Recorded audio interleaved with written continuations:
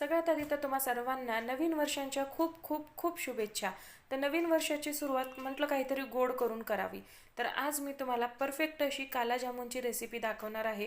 हे कालाजामुन तुम्ही पाहू शकता किती मस्त असे गुबगुबीत बनवून तयार झालेले आहेत. कट करून सुद्धा दाखवते. आतलं टेक्स्चर तुम्ही पाहू शकता. अतिशय जाळीदार आणि रसरशीत असे हे कालाजामुन तयार होतात. प्रमाण अगदी परफेक्ट घेतलं का रेसिपी सुद्धा अगदी परफेक्ट बनवून तयार होते. वजनी आणि वाटी दोन्हीचं प्रमाण सांगितलेलं आहे. त्यासाठी व्हिडिओ शेवटपर्यंत नक्की पहा, म्हणजे तुमचा सुद्धा कालाजामुन अगदी हलवाई स्टाईल परफेक्ट बनवून तयार होतो. चला तर मग पटकन रेसिपीला सुरुवात करूया. नमस्कार, कुक विथ मनीषा यूट्यूब चॅनलमध्ये तुम्हा सर्वांचं खूप खूप मनापासून स्वागत आहे. रेसिपी सुरू करण्याआधी तुम्हाला एक विनंती आहे, तुम्हाला जर आजची रेसिपी आवडली तर प्लीज एक लाईक नक्की करा आणि व्हिडिओला हाईप सुद्धा करा. तर सगळ्यात आधी आपण कालाजामुनसाठी लागणारी चाशणी तयार करून घेऊया. चाशणी तयार करण्यासाठी इथे आपल्याला 400 ग्राम साखर घ्यायची आहे आणि या वाटीने बघितलात तर 1 वाटी साखर घ्यायची आहे. सगळं साहित्य ह्याच वाटीने आपण घेणार आहोत. तुम्ही सुद्धा कुठलीही घरातली एखादी वाटी सेट करून घ्या आणि त्याने तुम्ही साहित्य मोजून घेऊ शकता.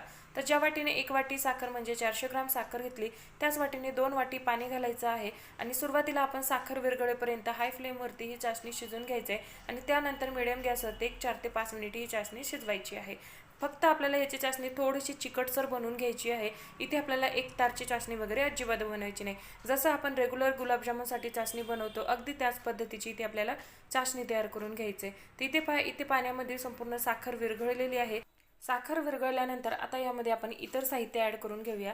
सगळ्यात आधी यामध्ये मी अगदी पाव चमचा रोज इसेन्स घालत आहे. तुमच्याकडे रोज वॉटर असेल तर ते सुद्धा घालू शकता, नसेल तर स्किप केला तरी देखील चालेल. पण कालाजामुनमध्ये रोज इसेन्स किंवा रोज वॉटर घातलं जातं म्हणून मी इथे घालत आहे.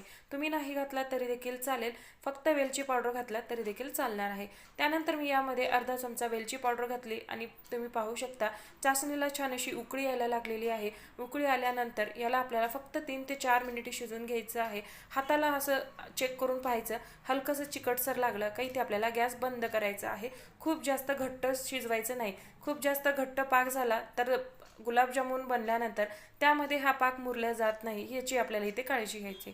तिथे आपला पाक तयार आहे. पाक आपण झाकून कोमट होण्यासाठी ठेवून देऊया आणि कालाजामुनसाठी पुढची तयारी करून घेऊया. तर सगळ्यात आधी इथे एक मोठं ताट घेतलेलं आहे. त्यामध्ये ज्या वाटीने आपण 1 वाटी साखर घेतली त्याच वाटीने 1 वाटी इथे मी खवा घेतलेला आहे. वजनी प्रमाणामध्ये 400 ग्राम खवा आहे. इथे आपल्याला जेवढी साखर घेतली तेवढाच खवा घ्यायचा आहे, म्हणजे जेवढा खवा घेतला तेवढीच साखर घ्यायची आहे. तर हा खवा आता आपल्याला हाताच्या साहाय्याने अशा पद्धतीने छान असं मऊसूद मळून घ्यायचा आहे. तुम्ही पाहू शकता आपल्या हाताचा जो पाठीमागचा भाग असतो त्यानेच आपल्याला हा खवा छान असा मळून अतिशय सॉफ्ट करून घ्यायचे. तर इथे मी गाईच्या दुधाचा खवा वापरलेला आहे. तुम्ही तुमच्याकडं म्हशीच्या दुधाचा खवा किंवा मार्केटमधला विकतचा खवा सुद्धा वापरू शकता. इथे मी घरी बनवलेला गाईच्या दुधाचा खवा वापरलाय, त्यासाठी थोडंसं तुम्हाला डार्क रंगावरती दिसत आहे. तर हेच खवा आपण आता छान असं 2 ते 3 वेळा अशाच पद्धतीने हाताच्या पाठीमागच्या साहाय्याने छान असं मळून घेऊया, म्हणजे अगदी सॉफ्ट असा बनून तयार होतो. इथे तुम्हाला जर ही प्रोसेस करायची नसेल तर हा खवा तुम्ही थोडा करून मिक्सर बंद चालू करून फिरून सुद्धा घेऊ शकता. त्यामध्ये सुद्धा हा खवा अगदी छान असा सॉफ्ट होतो. तशी पद्धत मी आधीच्या गुलाबजामुनच्या रेसिपीमध्ये दाखवलेली आहे. ती सुद्धा तुम्ही पाहू शकता. खव्याचे परफेक्ट गुलाबजामुन कसे बनवायचे त्याची रेसिपी सुद्धा शेअर केलेली आहे. ती रेसिपी पाहायची असेल तर लिंक खाली डिस्क्रिप्शन बॉक्समध्ये लिहून देते. तर इथे पहा, इथे आपला खवा छान असा मळून झालेला आहे. अतिशय सॉफ्ट करून घ्यायचा आहे. आता यामध्ये आपल्याला पनीर ॲड करून घ्यायचं आहे. तर पनीर किती घ्यायचं, तर इथे आपण 400 ग्राम खवा घेतला त्यासाठी 100 ग्राम इथे आपल्याला पनीर घ्यायचे. तर पनीर सुद्धा मी ताजं घरीच बनवलेलं आहे. तुम्ही मार्केटचं पनीर घेतलं तरी देखील चालेल. तर आता हे पनीर सुद्धा आपल्याला हाताच्या साहाय्याने छान असं सॉफ्ट करून घ्यायचं आहे. जसं आपण खवा सॉफ्ट करून घेतला तशाच पद्धतीने पनीर सुद्धा इथे आपल्याला सॉफ्ट करून घ्यायचे. तर इथे पहा, इथे आपलं पनीर सुद्धा छान असं सॉफ्ट झालेलं आहे. एका जागी गोळा करून घेऊया आणि खव्यासोबत छान असं मिक्स करून घेऊया. खवा आणि पनीर छान असं इथे आपल्याला एकजीव करून घ्यायचं आहे. अगदी व्यवस्थित असं छान असं मळून एकजीव करून घ्यायचं आहे. अजिबात खवा आणि पनीर असं वेगळं दिसायला नको, छान असं एकसंध व्हायला हवं.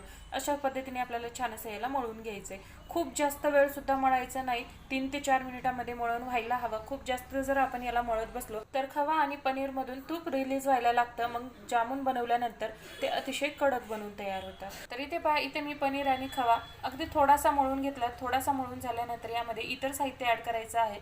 तर यामध्ये मी अगदी पाव चमचा बेकिंग पावडर टाकलेला आहे, बेकिंग सोडा घालायचा नाही, लक्षात ठेवा, बेकिंग पावडर घालायचा आहे, अगदी पाव चमचा घालायचा आहे। याने गुलाबजामुनचं टेक्स्चर अगदी सुंदर येतं आणि अगदी छान असे जाळीदार गुलाबजामुन बनून तयार होतात। पण खूप जास्त घालायचं नाही, नाहीतर गुलाबजामुन तेलामध्ये गेल्यानंतर किंवा पाकामध्ये गेल्यानंतर विरघळू शकतात। त्याचबरोबर यामध्ये 1 चमचा पिठी साखर घातलेली आहे। पिठी साखरने गुलाबजामुनला रंग अतिशय सुंदर येतो, परफेक्ट कालाजामुन बनून तयार होतो। त्याचबरोबर ह्याच चमच्याने 5 चमचे इथे मी मैदा घातलेला आहे आणि ज्या वाटीने आपण साखर आणि खवा मोजून घेतला त्या वाटीने म्हटलात तर पाव वाटी इथे आपल्याला मैदा घालायचा आहे।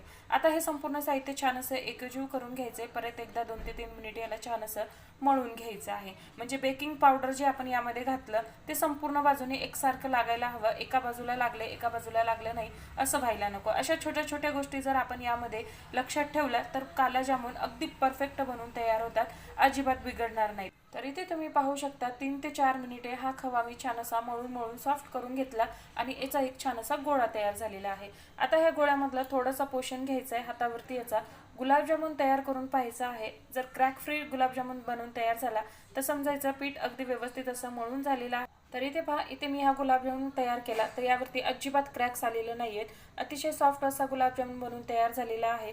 तर इथे आपला एक गुलाबजामुन बनवून तयार झाला। अशाच पद्धतीने बाकीचे सुद्धा तयार करून घेऊया।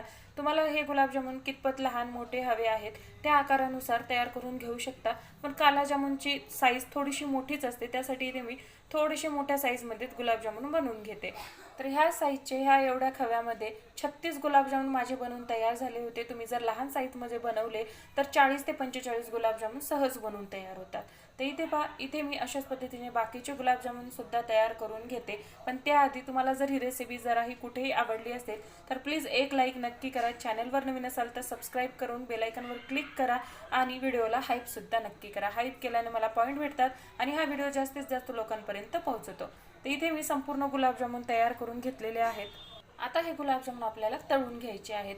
तळून घेताना सुद्धा आपल्याला काही काळजी घ्यायची आहे। ते कसे तळून घ्यायचे, कसे याला डार्क रंग आणायचा ते सुद्धा मी पुढे तुम्हाला सांगणार आहे। त्यासाठी जरा सुद्धा व्हिडिओ स्किप न करता शेवटपर्यंत नक्की पहा। तर इथे पहा, इथे मी गॅसवरती तेल गरम करायला ठेवलेलं आहे।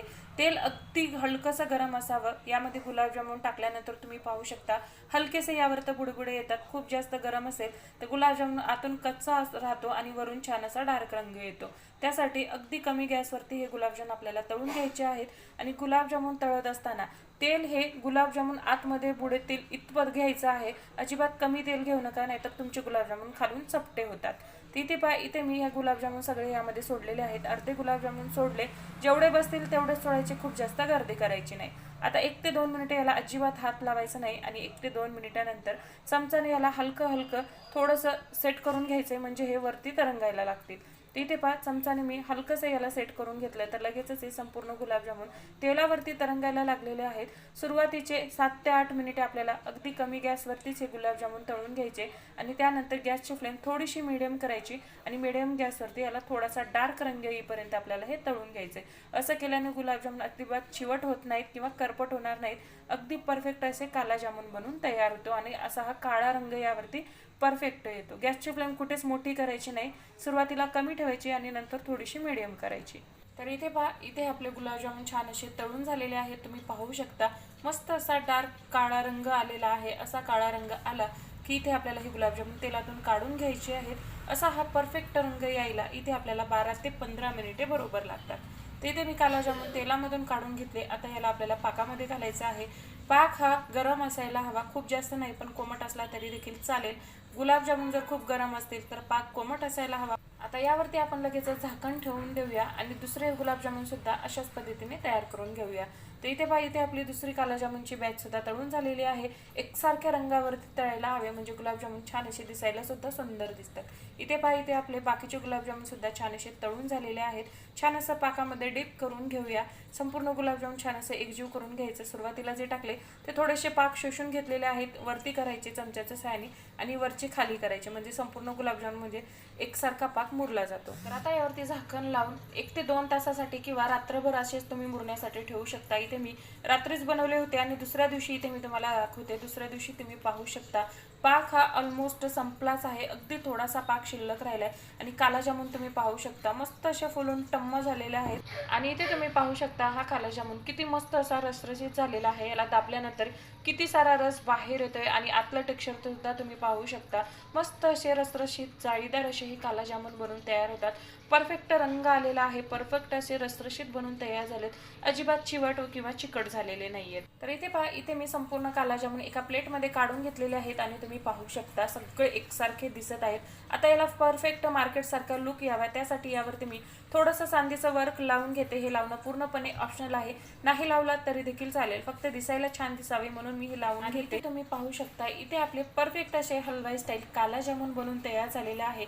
परफेक्ट प्रमाणामध्ये रेसिपी आहे, पहिल्यांदाच जर तुम्ही बनवत असाल तरी सुद्धा तुमची ही रेसिपी परफेक्टच बनेल। आता इथे मी एक गुलाबजामुन तुम्हाला कट करून सुद्धा दाखवते, तर तुम्ही पाहू शकता मस्त असे जाळीदार असं टेक्स्चर आलेलं आहे आणि किती छान असे रसरशीत बनवून तयार झाले। ह्याला दाबल्यानंतर किती सारा यामधला रस बाहेर येतोय, यावरून तुम्हाला समजलं असेल की हे कालाजामुन किती रसरशीत बनवून तयार झालेत आणि अतिशय परफेक्ट बनवून तयार होतात। आणि या कालाजामुनला दाबल्यानंतर तुम्ही पाहू शकता हे परत त्याच शेपमध्ये येऊन राहतं, याला तुम्ही कितीही प्रेस करा अजिबात ते दबणार नाही आणि आतलं टेक्स्चर पाहू शकता अगदी जशाला तसंच आहे।